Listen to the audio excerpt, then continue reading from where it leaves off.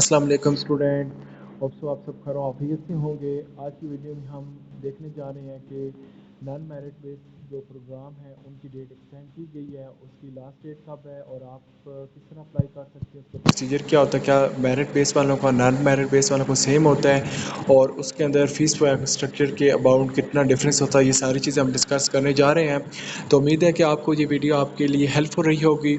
And ہم دیکھتے ہیں آپ کہ فرسٹ آف آل یہ ہے کہ آپ کے جو میرٹ بیس پروگرام ہے ان کی لاسٹ ڈیٹ یہاں پہ مینشن ہے کہ 15 ستمبر آپ کی لاسٹ ڈیٹ ہے۔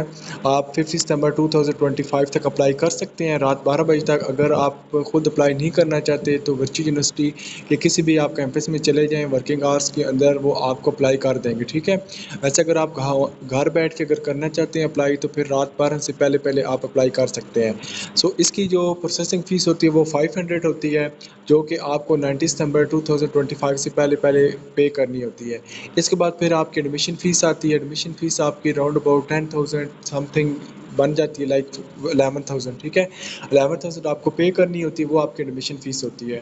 اچھا، اب ہم بات کرتے ہیں کہ نان میرٹ بیس جو پروگرام ہوتے ہیں ان کے اباؤٹ۔ تو میرٹ بیس پروگرام وہ ہوتے ہیں جو کہ آپ اپلائی کرتے ہیں تو جو ٹاپ اسٹوڈنٹس ہوتے ہیں ہائیسٹ مارکس والے، ان کی جو لسٹ بنتی ہے یا ان کا جو نام آتا ہے ایڈمیشن میں، وہ ہوتے ہیں میرٹ کے اندر آتے ہیں، ٹھیک ہے۔ جو میرٹ کے اندر جو اپلیکیبل نہیں ہوتا پھر ان کا ایڈمیشن اس کے اندر جو ہے نا ایڈ نہیں کیا جاتا۔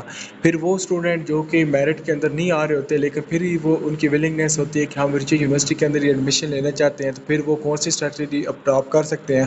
ابھی ریسنٹلی مجھے ورچوئل یونیورسٹی والوں کی طرف سے میسج آیا ہے، تو میں آپ کے ساتھ شیئر کر دیتا ہوں۔ اندر جو اسٹوڈنٹس ان کو بھی آیا ہوگا کہ deadline extend only for non merit virtual university fall 2025 open till 30 ستمبر، ٹھیک ہے۔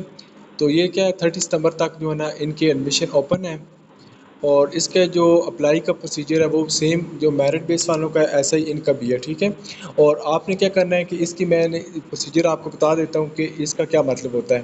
نان میرٹ کا میں نے آپ کو بتایا کہ جو اسٹوڈنٹ میرٹ کے اندر ایلیجیبل نہیں ہوتے پھر وہ ایڈمیشن لینا چاہتے ہیں تو پھر وہ نان میرٹ کے لیے اپلائی کرتے ہیں۔ نان میرٹ کا یہ ہوتا ہے کہ ہر یونیورسٹی کا کچھ پرسنٹ کوٹا ہوتا ہے جس کے تھرو آپ نان میرٹ پہ آ کے ایڈمیشن لے سکتے ہیں۔ اس میں صرف ڈفرینس یہ ہوتا ہے کہ آپ کا جو فیس اسٹرکچر ہوتا ہے سیمسٹر کا وہ تھوڑا سا زیادہ ہوتا ہے، باقی آپ کا اسٹڈی ایچ اینڈ ایوری تھنگ ساری چیزیں سیم ہوتی ہیں۔